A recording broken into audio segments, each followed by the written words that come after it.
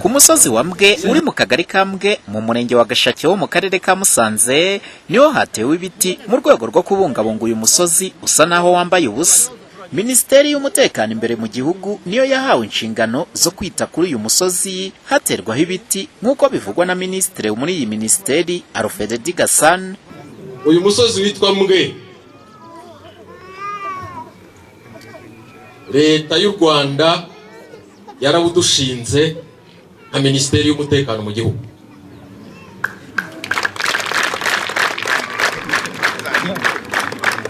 Nongere mbisubiremo, Leta y'u Rwanda yarawudushinze nka Minisiteri y'umutekano mu gihugu. Ubu twahaje tuje guturana, tuje kubana.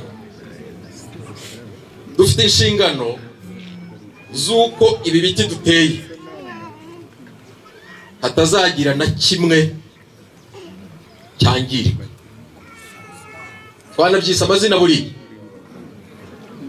ibyo nge nateye ku giti cyanjye, ariko n'abandi bagiye babitera bagiye babyita amazina. Hari kiswe ntambara.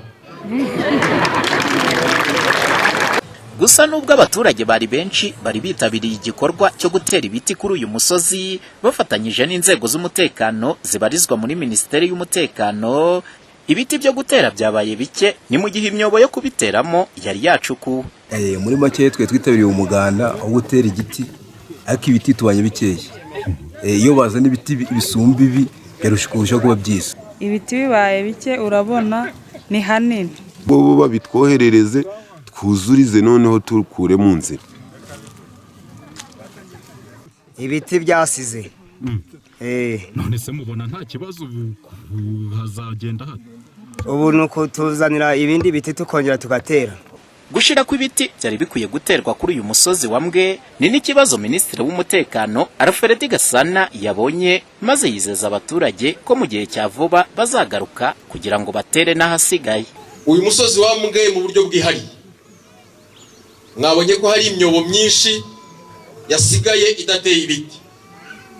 Dufite inshingano zo kuzagaruka tukayitera ibiti, uyu musozi tukawubona ari ishyamba ryiza ribereye ijisho, kandi igihe cyo kurisarura ntabwo tuzajya turisarura turijyana muri Minisiteri y'umutekano, oya, izajya risarurwa rigirira akamaro abaturage ba hano.